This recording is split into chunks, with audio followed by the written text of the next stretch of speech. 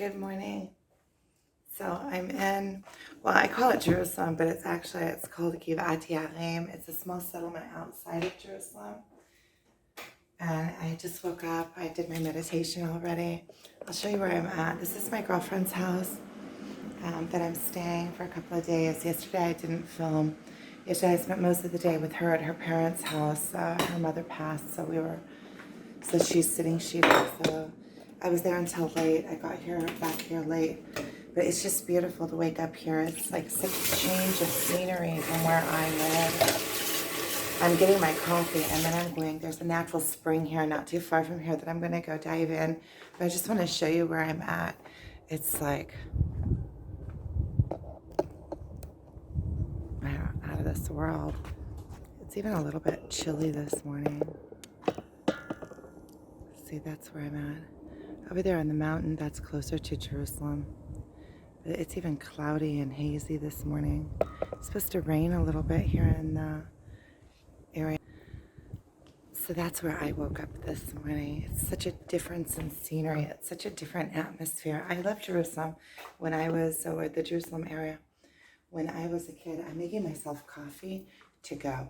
I already have my diving clothes on. I'm gonna go and do some diving this morning in that natural spring over there. There's a place that's really cool. It's called the Sataf. So I'll film some more from there. I made a cup of coffee, but I'm moving it into my jar. I just went through the car to get my jar because I want to take it with me, because I know that it's chilly outside, it's like almost a first. It's been in the north, in the evenings it gets a little bit chilly, but here it's like really chilly. I'm gonna go get into freezing cold water, so see how that's gonna work for me. This is left over from last time I was here, my milk. So I'm excited about this morning, and then I'm gonna come back here. It's like 6 now, 6:15 maybe. I got up a little bit. I got up before 6 and did my meditation, and I'm going to go diving. I'm going to take my metal detector. I don't know if I'm going to use it there yet. It depends. And also my weights, because it's a little bit deep there. I'm kind of concerned about putting my weights on because the weights will, pull me down. But in any case, I'm going to take all of that with me.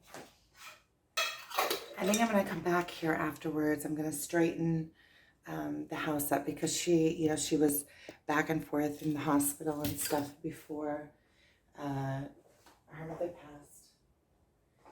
And so she was back and forth in the hospital. So her house is just kind of left how it was. So I'm going to straighten for her. So it'll be really nice for her to come home afterwards. And then I'm going to sit down.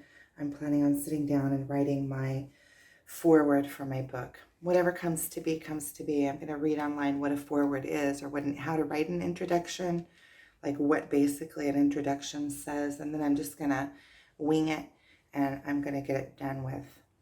That's my plan. I have some other things I'm working on Etsy also, so we'll see whatever I manage until like maybe late morning, and then I'm going to head out and go visit her, and I'll see how I feel about staying another day, or if I go back tonight. I'm not sure how I'm going to work it out. I'll see. Okay, so I'm going to stop this here. I'll film some more from the Sataf when I get there because I'm going to head out. So thank you for watching. So I'm just pulling up to the Sataf. I love this area. I'm going through a forest, but I'll show you the entrance. See, Sataf. I love this area. It reminds me of my childhood.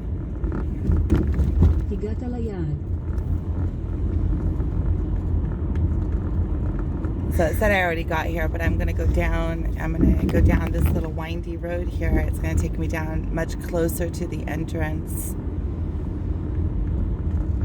It's really cool out. Like very cool. The mountains are very different. This area is very different than where I live. I love this area. I just love this area. I woke up, it feels like I'm in fairyland. I feel like this, I don't know, just like this, I'm like emotional being here. I love the pine forest here in this area. I have my first cup of coffee, and then I'm gonna get into like this freezing cold water.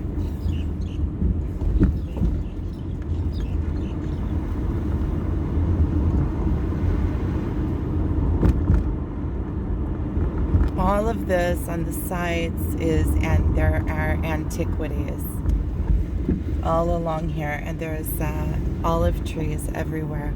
I think they used to grow olive trees along this area. It's just beautiful.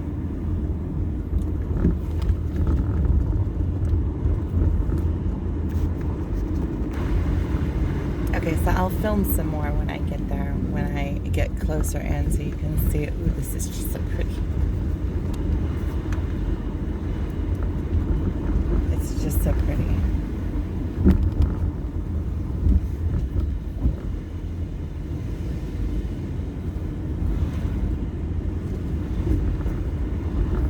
Okay, now I'm gonna stop it.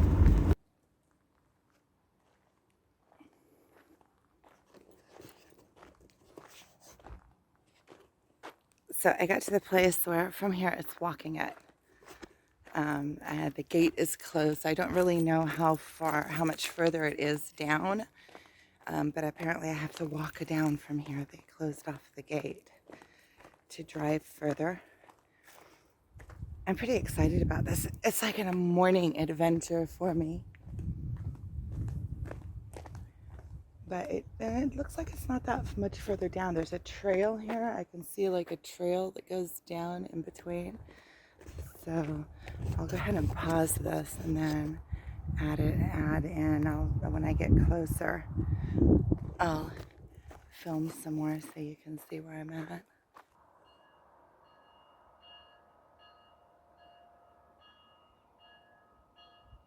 Church bells.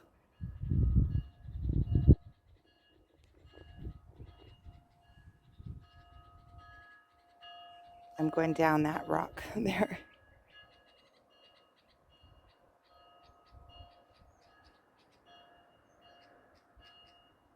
That's what it looks like where I'm at.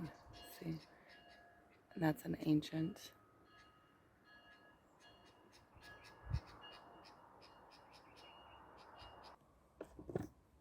So I'm just having some thoughts about the twin flame journey. And like I was talking to my girlfriend yesterday. Oh, how am I going to get down this? I guess I'm just going to walk. See, I'm on this ledge. It's pretty high up. I guess I'm just going to walk along the ledge and see what's at the end. See, I want somebody to go on adventures with. See, this is what I like doing, getting up in the morning, going on an adventure. And I was talking to my girlfriend yesterday and another friend of hers that came there. We were sitting there pretty much talking all day. And I was telling, I talked about it a little bit, but I was telling her that it always feels like I'm trying to get closer and he's holding me away. And that's not what I want in a relationship. I don't want somebody that's constantly pushing me away. I want somebody to share my life with, somebody that I get to enjoy doing things with, that enjoys doing things with me. The exact opposite of constantly pushing me away. Somebody that's pulling me closer and that wants to spend time with me, that I don't have to try to force them to do things with me or to come places with me or to, somebody that wants to spend their time with me. I want somebody that I can get up in the morning and go out on an adventure with, that it's not like pulling teeth every time. Do you want to come? Well, I don't know, maybe not, I don't know, wait a couple hours and then I'll turn you down. That's not what I want. That's not what I want. And I'm starting to realize that really it's like, what's the draw in it? Okay, so maybe it is kind of, I don't know. I feel like we're connected, but at the same time, that's not what I want in an intimate, loving relationship. I want somebody to get up in the morning with that will want to come with me to places, that when I leave that they miss me when I go somewhere. Someone that's looking forward to being with me, not just with me because it's all there is, or somebody that I feel like that I can freely call and say, hey, I'm going to do this, you want to come? Not every time, I feel like, should I call, shouldn't I call, or am I being too pushy, am I not? I don't want that. That's not what I want. Somebody that constantly is like, I feel like I'm constantly like having to force them to be with me. Like, what is that?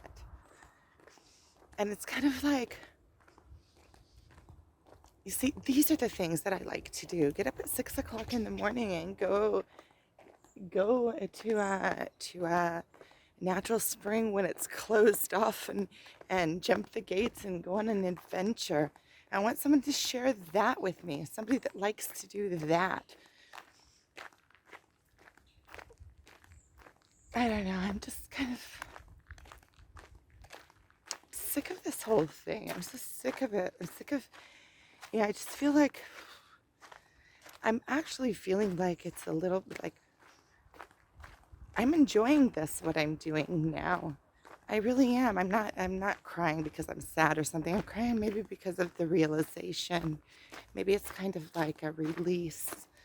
Oh, there's a beautiful bird. It's just running up the side of the tree. I can't catch it. I already got into the branches. Okay, well, I'll show you where I'm at. So, we're getting pretty close to that natural spring. Hopefully, I'll be the only one there.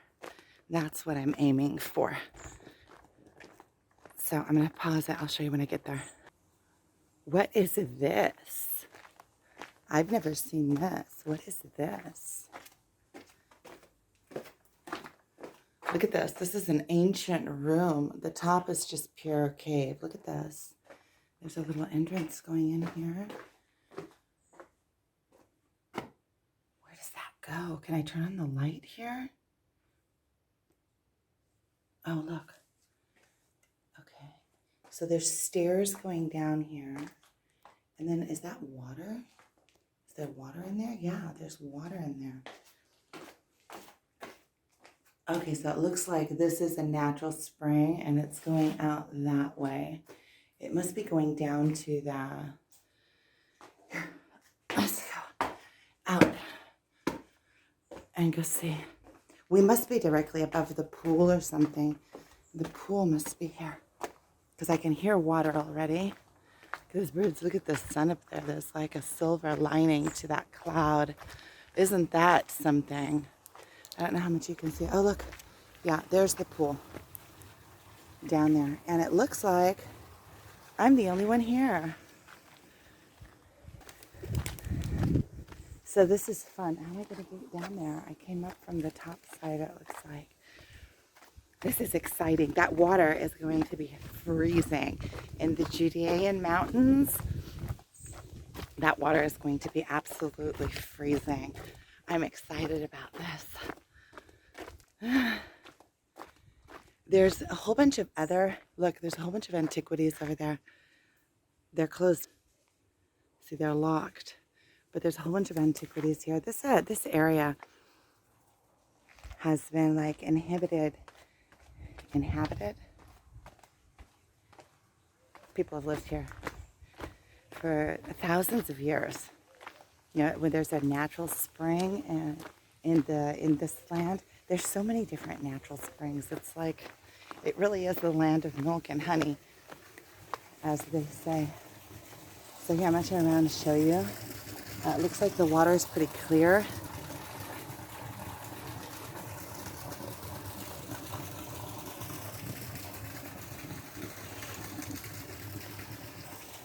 I'm going to get out my goggles and go swimming. It's going to be freezing. So there's an entry point up here that has stairs. I can ease myself in. I don't have to jump in. Okay, so here we go. I'm going to go ahead and stop this here and get in the water. This is my, what is today? Tuesday morning adventure. Okay, so that was super fun. That was like super duper fun. I you really have to, if you want to stay on the bottom here, you really have to. It's pretty deep. It has to be like at least 12 feet deep. You have to really, I struggle to get to the bottom. And then once you stir up the bottom a little bit, it's really mucky down there. So then you don't have good sight. You can't see really good. So the conclusions are that I need that breathing device to get that breathing device that you can breathe underwater, and then I can go down with weights and I can stay down longer. I took off my wet clothes and I just put on, I brought a pajama bottom because I knew it was going to be cold, the water and my sweater. So this is my get up. That was super fun. The water was like really cold at first, but it's like that cold that you almost have like a tinge of like, it's like shocking cold, and then you get used to it. And then it's like, when I got out, it's like super refreshing. And I can already feel this day heating up. It must be around 7, maybe 7:30 now, maybe. So that was really, really super fun and exciting. I'm really happy that I did that. I have to come back with the breathing device. So I'll show you what I found. I only found one thing that was worth keeping, but it seems like every time I found these, like, it's 2 loops. I don't know what they were a part of, but they look like they are like brass or bronze or nechoshet. So maybe they were part of some kind of earring or something, because this one has a little thing on it here. But that was a cool find. That's a cool find. 2 loops that are bound together, huh? Isn't that symbolic? So I'm going to put my stuff away. I'm going to have my coffee. I'm thinking if I'm going to sit here for a little while. I don't have anything to... Oh, I think I'm going to head back. I think I'm going to head back and sit on my computer and do whatever else I need to do today. Clean up a little bit, and I want to sit down and write that introduction. I think I'm going to spend a little bit more time here, finish my coffee, and maybe do some research on how to write a good introduction. And, oh, my weights are over there. And then head back out. So I'll update later if there's anything. So on the way back from the Sataf, I stopped to get some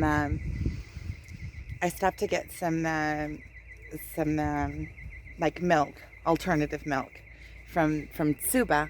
And I found on the side of the road just it's a fig tree that is just overflowing with figs. See, ripe figs.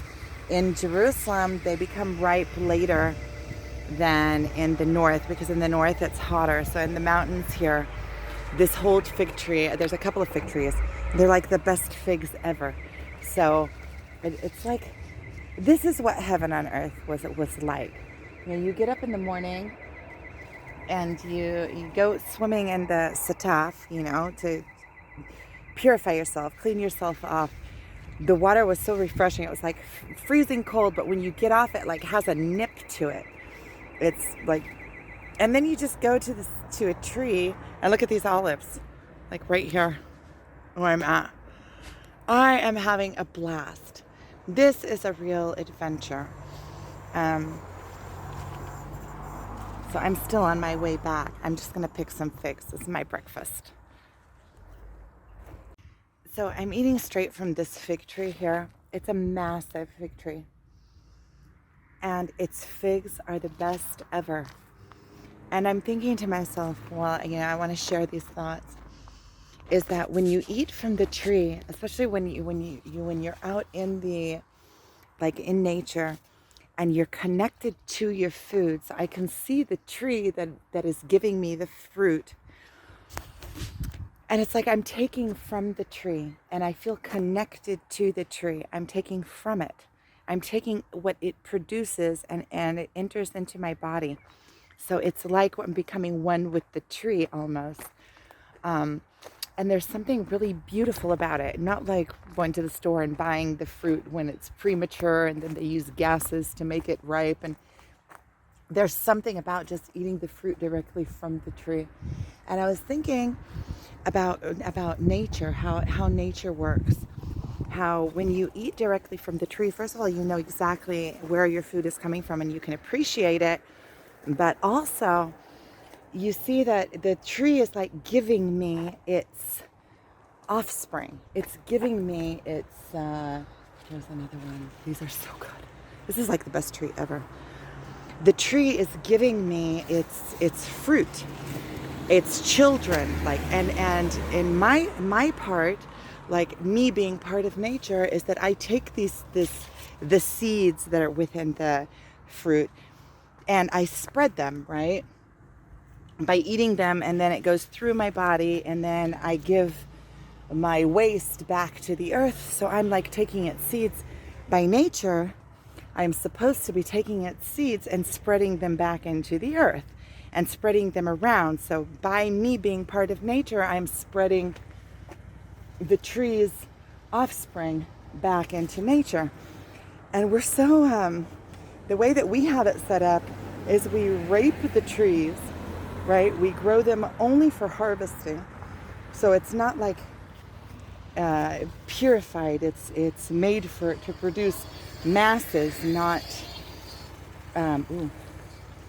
made to produce masses, right? And we pick it prematurely so that we can make money off of it and put it into and then the waste, like its seeds, we take and we flush down the toilet. So it's kind of like being completely disconnected from our place in the cycle of life, is the way that I feel it. Anyway, I'm going to show you. So this is one. This tree is like the best tree ever. I'm like in full appreciation of this tree. Okay, I'm going to stop there.